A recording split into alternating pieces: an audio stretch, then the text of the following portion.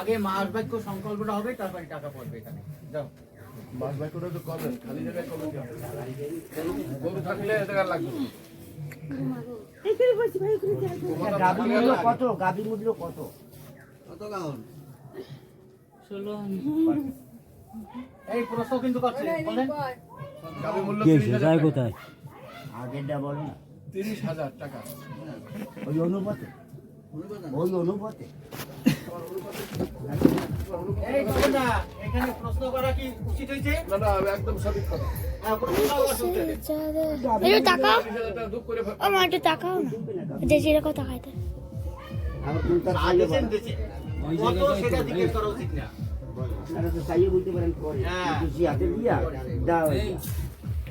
ওই জায়গায় এটা গন্ধপুষ্পে, ওই যে ওর মতন ব্রাহ্মণায় নমঃ। মন্ত্রের তাম্রটাকে দিয়া কোষার জলে বিপত্ত করিয়া, বিপত্ত দিয়া জলে। এ ভাই ওই সোনায় গেল, সোনায় গিয়ে এখানে তোল। ওম বিষ্ণু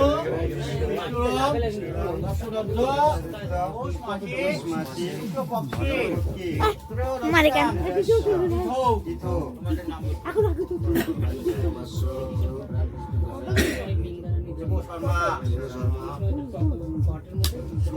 মাতা মার নাম দেব্বা, মার নাম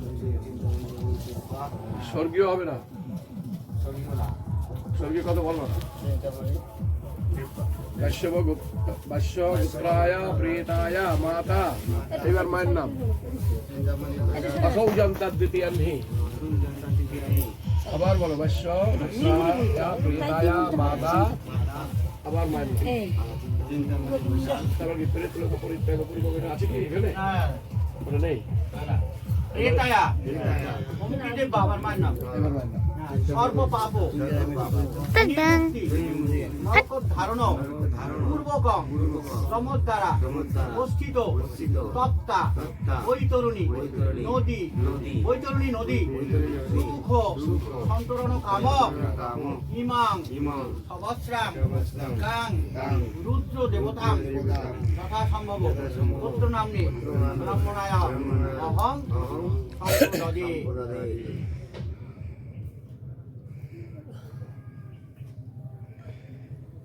এতস্মৈ ওম সবস্র সবচ্ছ কবি মূল্যায়ন।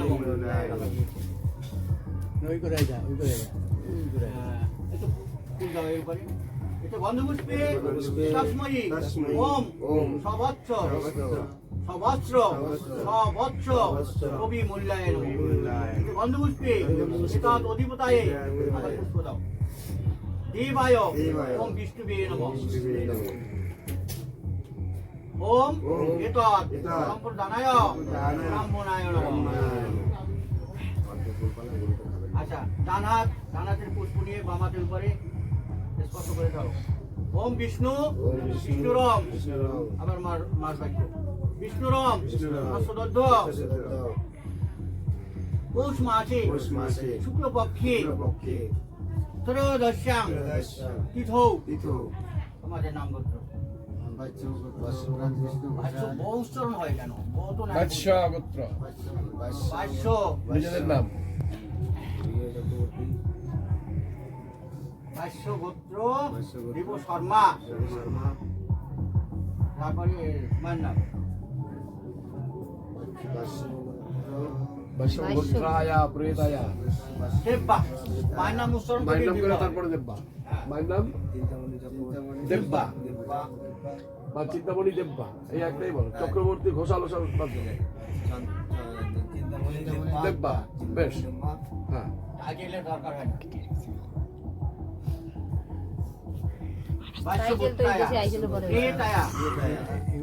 শূদ্রদের ক্ষেত্রে হবে দাস্যা বা আসবাদাস্য বিনির মুক্তি আর নরক ধারণ ব্রাহ্মণের ক্ষেত্রে তুলসী জগৎ দ্বারা অস্থিত তত্তা বৈতরণী নদী সুখ সন্তরণ কাম ইদং সবস্র সবৎস অভিমূল্যম শ্রী বিষ্ণু দৈবতম যথাসম্ভব পুত্র নাম্নে ব্রাহ্মণয়া সম্প্রদাদে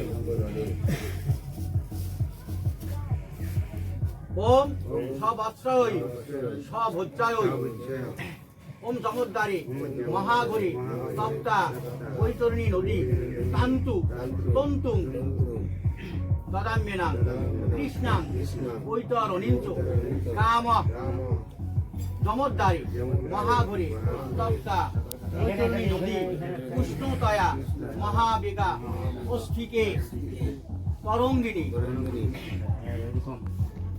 যাও অতপর দক্ষিণান্ত করবেন। এটা তো পয়সাটা টাকাটা হলো গাভীর মূল্যে, দক্ষিণা তো আলাদা। তবে গাভী মূল্য এখানে ওইভাবে না, গাভী মূল্য ওদের স্বীকার করা উচিত যে আমি এইটুকু গাভী বৈতরণীর জন্য গাভী মূল্য আমি দেবো। তুমি সামান্য পারো আর অসামান্য পারো সেটা আমি প্রশ্ন করছি না।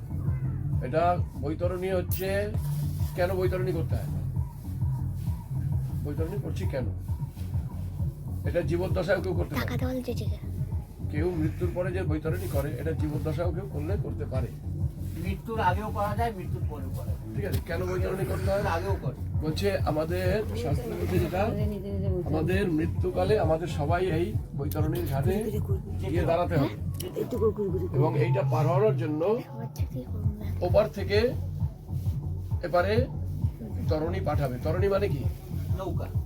এইটা কথাটা বুঝে নিতে হবে। মন্ত্রটা পড়লাম, মন্ত্রটার তাৎপর্য যদি বোঝো তাহলে মন্ত্রে আনন্দ পাবা, আর যদি তাৎপর্য না বোঝো ওই ঠাকুর মশাইয়ের কথা শোনা আর ওই বটবট করে বলা এই পর্যন্ত হবে, তারপরে কিছু হবে না, তাই কি না?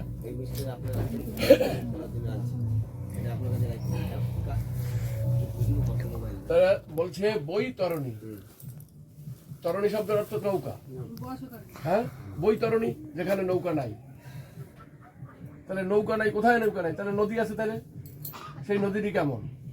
মন্ত্রের মধ্যে সেটা বলেছে, তপ্ত বৈতরণী নদী সুখ সন্তরণ কাম। সুখে সন্তরণ মানে সাঁতার কেটে ওপারে যাওয়ার জন্য ব্যবস্থা কি? তাহলে যার প্রকৃত জীবদ্দশায় কর্ম গুণ ভালো হয় সে ওই বৈতরণী নদীর পলকের মধ্যে পার হয়ে যায়, আর জীবদ্দশায় যদি কর্মগুণ খারাপ থাকে তখন তাদের ওই বৈতরণী নদীটি এমন, বলছে রক্তবহা, দুর্গন্ধযুক্ত, পুজ রক্তযুক্ত, উষ্ণতয়া মহাবেগা ফুটন্ত, গরম থাকে নদীর জল, এত এত স্রোত, জল দৌড়বে, এত স্রোত, যে স্রোত মানে ভাবা যায় না। এবারে এই নদীটি খুব ভয়ানক। এই নদী পার হতে হবে কিসের দ্বারা পার হওয়া যাবে? ওপার থেকে যে ধর্মরাজ বসে আছেন, আমাদের যমরাজ যাকে বলছি, ধর্মরাজ, ওখান থেকে তোমার জন্য, আমার জন্য, প্রত্যেকের জন্য তরণী পাঠাবে। এই তরণীটি কি? তরণীটা হচ্ছে সবৎসা, সবৎসা কৃষ্ণা গাভী, কৃষ্ণ বর্ণের, কালো বর্ণের একটু বাছুর সহ এটি গাভী। এই গাভী যখন তোমার কাছে এসে দাঁড়াবে, কি আমার কাছে এসে দাঁড়াবে বা আমাদের কাছে এসে দাঁড়াবে, তখন এই গাভীর পুচ্ছ লেজ আকর্ষণ করে ধরতে হবে। যদি তোমার কর্মগুণ ভালো হয় বা যার জন্য আমরা এই কাজ বৈতরণী করা হচ্ছে তার যদি জীবদ্দশায় কর্মগুণ ভালো হয় তাহলে সুখে সন্তরণে ওপারে পার হয়ে যাবে। আর তোমাদের মন্ত্রের কামনাটা এই যে হে বিষ্ণু, রুদ্রদেবের ভান্ডারের এই মন্ত্রের মধ্যে বলেছে এটা অধিপতায় দেবায় রুদ্রায় নমঃ, তাই তো? সম্প্রদান করছো কাকে? ব্রাহ্মণায় নমঃ। হ্যাঁ, কিসের জন্য সম্প্রদান করছো তুমি? আপনি আমার এই মায়ের কাজের হেতু হয়ে আমাকে এই বৈতরণী কর্মটি করে দেন। ওই জন্য সমস্ত পাপ কর্ম হোক আর শুদ্ধ কর্ম হোক সেটা সম্পূর্ণ নির্ভর করে দিচ্ছে ঠাকুর মশাইয়ের হাতে। আপনি মন্ত্রের দ্বারা, মন্ত্রের মধ্যে ব্রহ্ম বাস করে, মন্ত্র সঠিক উচ্চারণ হলে ঘরের মধ্যে তোমার আগুন জ্বলে, এখনো জ্বলে, বুঝছো না? তাই মন্ত্র ভালো করে মন দিয়ে শুনতে হবে। শুধু এক কান দিয়ে শুনলাম, এক কান দিয়ে বাইরে দিলাম, এটা মন্ত্র শোনা না। হ্যাঁ, অর্থটা যদি না বোঝো প্রত্যেকটা মন্ত্রের অর্থ বলতে গেলে আমরা 2 দিন লেগে যাবে শ্রাদ্ধ কর্ম করতে। অতএব একটু টাচ না দিয়ে গেলে মূল জায়গাটা ওই যে বৈতরণী আর তিলদান এটা তো শোনা দরকার আছে। তা এর জন্য এই বৈতরণী কর্ম করতে হয় যাতে আমি আমার মাতা সুখে সন্তরণে এই বৈতরণী পার হয়ে যায়। যেখানে তরণী নাই, তরণীটি একমাত্র ওপর থেকে ধর্মরাজ পাঠাবে। বোঝা গেল? এবার তরুণের কাণ্ডারিও থাকবে। এর জন্য এই যে গাভী মূল্য উচিত যথাযোগ্য সুদর্শনা গাভী। কোন গাছে? সেটা তো আমাদের দ্বারা সম্ভব নয়, দাঁড়াও। তাই ওই যে বললাম